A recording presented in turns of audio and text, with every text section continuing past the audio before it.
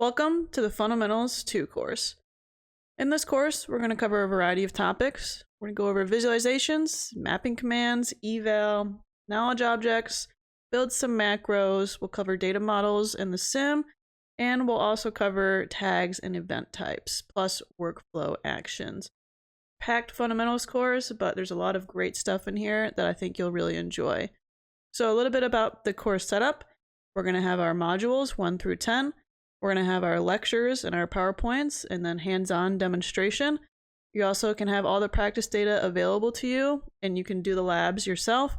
And we'll point out additional resources available to you to help you further your Splunk education.